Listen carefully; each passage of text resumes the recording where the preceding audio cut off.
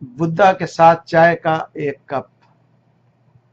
میری کتاب مکالمے کا قتل سے ایک کہانی۔ میں ہوں خواجہ اشرف۔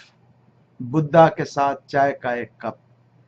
یہ اتوار کی ایک خوبصورت صبح تھی۔ ہائی ٹیک کیفے لوگوں سے کھچا کھچ بھرا ہوا تھا۔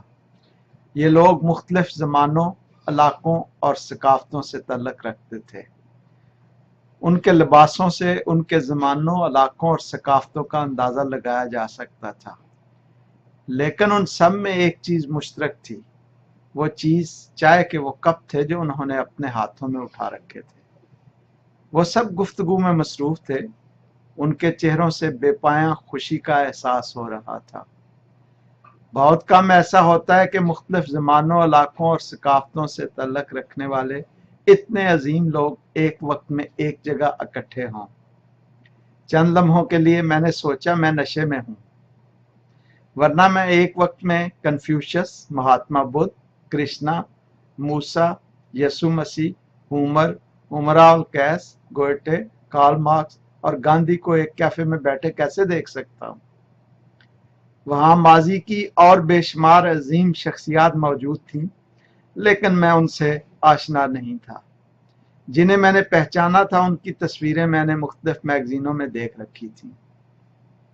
وہاں وہ عظیم شخصیات بھی تھیں جن کا نام لکھنے سے کچھ لوگوں کے منہ کے ذائقے میں ترشی آ سکتی ہے، چنانچہ میں عمدن ان کا نام لکھنے سے گریز کر رہا ہوں۔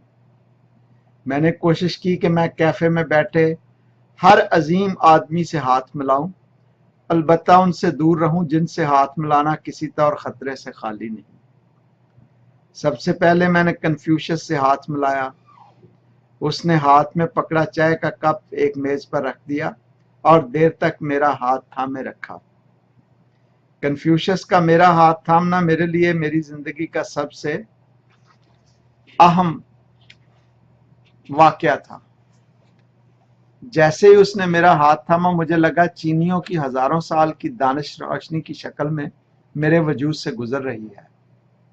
میری آنکھوں کے سامنے چینی ریستوران میں بانٹی جانے والی فارچون کوکیز میں سے نکلنے والی پرچیوں پر لکھے پیغامات کی پٹی چلنے لگی۔ اس پٹی پر وہ سب خوش کن باتیں لکھی تھیں جو عموماً کھانے کے بعد مہمانوں کو پیش کی جانے والی کوکیز میں سے برآمد ہوتی ہیں۔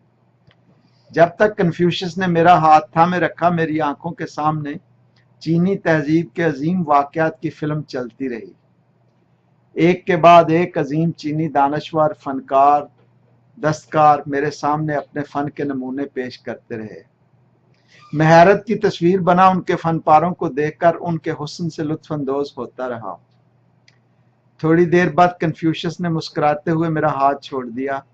میں عقیدت بھرے جذبات کے ساتھ آگے بڑھ گیا۔ جیسے ہی میں آگے بڑھا، میں نے دیکھا کرشنا اپنی گوپیوں کے ساتھ خوش وقتی میں مصروف تھا۔ لگتا تھا کہ وہ مہابھارت یدھ سے ابھی ابھی لوٹا تھا۔ اس کے ہاتھ سے اس کی روایتی مرلی غائب تھی۔ اس نے بھی اپنے ایک ہاتھ میں ہائی ٹیک کیفے کا چائے کا کپ پکڑ رکھا تھا اور دوسرا ہاتھ دھیرے دھیرے ایک گوپی کی ننگی پیٹھ کے ابھار پر پھیر رہا تھا، جبکہ دوسری گوپیاں اسے مالش کر رہی تھی۔ کرشنا کے قریب ہائی ٹیک کیفے کی دیوار میں ایک کھڑکی تھی جس میں دور بیل گاڑیوں کی ایک قطار آہستہ آہستہ چلتی وقت اور فاصلے کی دھند میں غائب ہوتی دکھائی دے رہی تھی۔ اگر میں فانی انسان اس مسحور کن حالت میں ہوتا تو کبھی کسی اور طرف توجہ نہ دیتا، لیکن کرشنا نے مجھے دیکھا تو چائے کا کپ ایک گوپی کو پکڑا کر میرا ہاتھ تھام لیا اور دوسرا ہاتھ مسلسل گوپی کی ننگی پیٹھ کے ابھاروں پر پھیرتا رہا۔ میں کرشنا سے بہت سے سوال پوچھنا چاہتا تھا، لیکن اس خوبصورت ماحول میں ایسا نہ کر سکا۔ میں کرشنا کی خوش وقتی میں حال نہیں ہونا چاہتا تھا۔ گوپیاں مسلسل کرشنا کو مالش کر رہی تھی۔ مالش کرتے ہوئے وہ مسحور کن آواز میں کرشنا کے لیے محبت کے گیت گا رہی تھی۔ سارے ماحول میں ایک انتہائی خوشگوار خوشبو پھیلی تھی۔ میں نے سوچا کوئی بیوقوفی ایسے زیبا ماحول میں دانشورانہ گفتگو کرنا پسند کرے گا۔ میں نے ایسے سوچا ہی تھا کہ کرشنا کے ہاتھ سے میرے ہاتھ میں ایک انرجی روشنی بن کر بہنے لگی۔ उस रोशनी में सब कुछ गायब हो गया। न हाई टेक कैफे रहा, न फूलों की महक रही, न गोपियां रहीं, न उनके गीत रहे, न मैं रहा और न कृष्णा। बस एक एनर्जी थी जो रोशनी की शक्ल में वक्त के बेकनार लामहदूद दरिया में एक ना खत्म होने वाले सिलसिले की तरह बहती चली जा रही थी। मैं नहीं जानता मैं कब तक इस बेसूरती की हालत में रहा। अगर मैं चाहूं भी तो मैं इस सूरत हाल को अल्फाज में बयान नहीं कर सकता। बस मैं इतना जानता हूं कि जब मैं उस बेसूरती की दुनिया से वापस सूरतों की दुनिया में आया, कृष्णा के एक हाथ में हाईटेक कैफे का चाय का कप पकड़ा था। सारे माहौल में फूलों की खुशबू फैली थी। उसकी गोपियां उसे मालिश कर रही थीं। दूसरे हाथ से अब भी वो एक गोपी की नंगी पीठ के उबार से खेल रहा था। उसकी गोपियों में से एक ने मुस्कुराते हुए मुझे सफेद कमल का एक फूल तोहफे में दिया, जिसे थामे मैं कैफे में आगे बढ़ गया। कैफे के फर्श पर चलते मैंने दुनिया के तमाम अजीम तरीन इंसान देखे, वो जो माजी में जन्म ले चुके थे और वो जिन्हें अभी मुस्तकबिल में जन्म लेना था।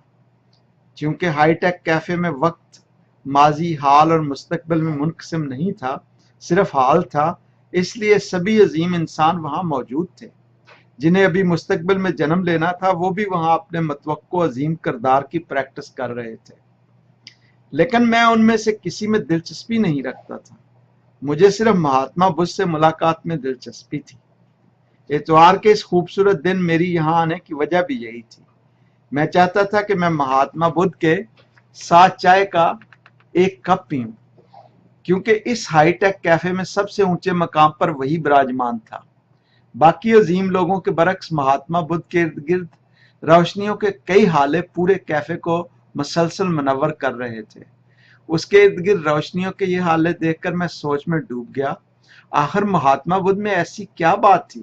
उसे ये मर्तबा और मकाम क्यों कर हासिल था? उसकी अजमत दुनिया भर के अजीम लोगों से ज्यादा हकीकी थी। इस अजमत का कोई आगाज या अंजाम नहीं था। ये अजमत वक्त की तरह लामहदूद और बेपाया थी।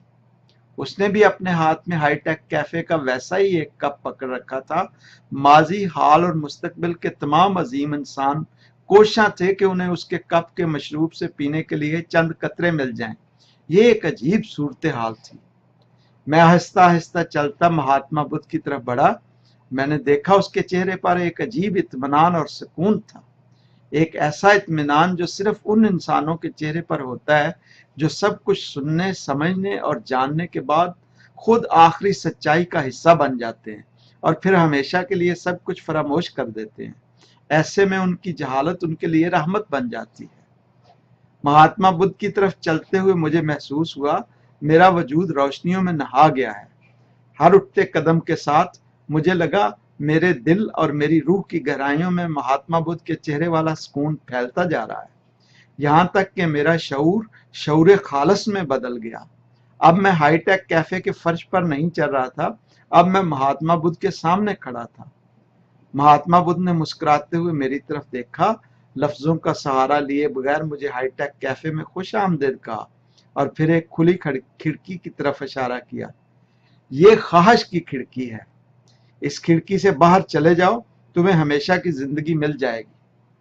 उसने अपनी नजरें मेरे चेहरे पर जमाए कोई लफ्ज अदा किए बगैर मुझसे कहा, मुझे हमेशा की जिंदगी नहीं चाहिए।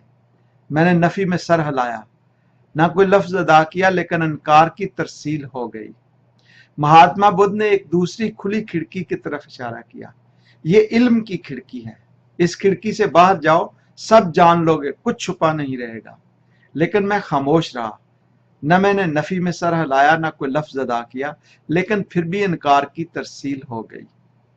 मेरे दोबारा इनकार पर महात्मा बुद्ध ने बगैर किसी रद्द अमल का इजहार किए एक तीसरी खुली खिड़की की तरफ इशारा करते हुए कहा, यह अबदियत की खिड़की है, इस खिड़की से बाहर जाओ, तुम्हें वक्त की इकलीम में मौजूद हर चीज का अब्दी मालिक बना दिया जाएगा। मुझे किसी चीज की मलकियत नहीं चाहिए, न वक्ती न अब्दी। मेरे अनकहे इनकार पर महात्मा बुद्ध ने चौथी खुली खिड़की की तरफ इशारा किया। यह दानिश की खिड़की है, इसमें से सिर्फ खुदाओं का गुजर होता है, तुम भी इसमें से गुजरो और उन्हीं में से एक हो जाओ। मुझे खुदा बनने से बिल्कुल दिलचस्पी नहीं। मैं उन सब मुश्किलात का सामना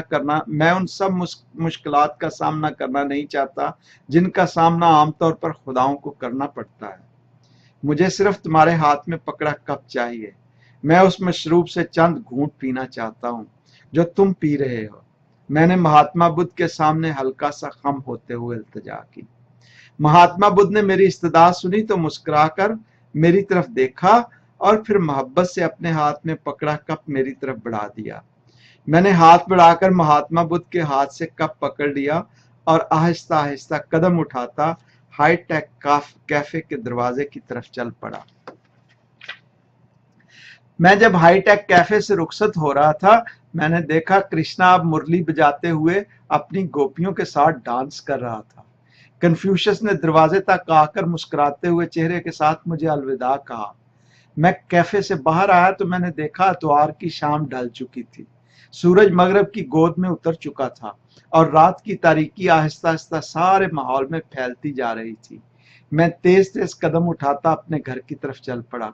अगले दिन सोमवार था और मुझे सुबह ही सुबह काम पर जाना था। शुक्रिया साहबान, ये थी आज की कहानी, महात्मा बुद्धा के साथ चाय का एक कप। शुक्रिया।